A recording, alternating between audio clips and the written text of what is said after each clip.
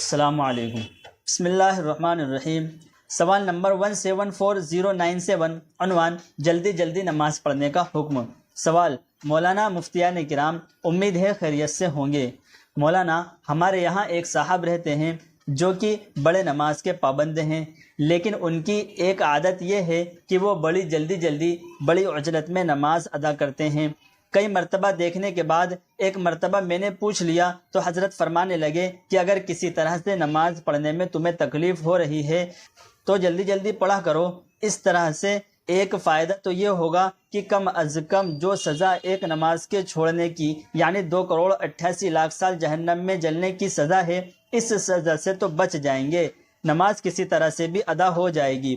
برائے مہربانی اس جواب کی روشنی میں اپنی رائے دیں تاکہ صحیح بات سمجھ میں آ سکے۔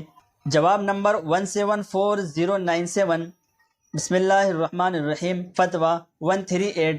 نمبر 1، نماز میں رکوع سجدہ وغیرہ سکون و اطمینان کے ساتھ ادا کرنا ایک اہم ترین سنت ہے۔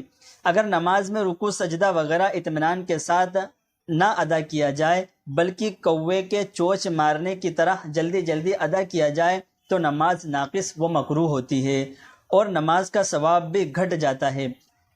آدمی جب باقاعدہ وقت نکال کر نماز کے لیے مسجد آتا ہے تو اسے اچھی سے اچھی نماز پڑھنی چاہیے تاکہ نماز کا پورا ثواب ملے۔ محض چند منٹ بچانے کے لیے عجلت و جلد بازی کے ساتھ نماز پڑھ کر نماز ناقص کرنا اور کم ثواب پر راضی ہونا عقل مندی کی بات نہیں۔ واللہ تعالی عالم۔ دارالفتاء دارالعلوم دیوبند۔ السلام علیکم۔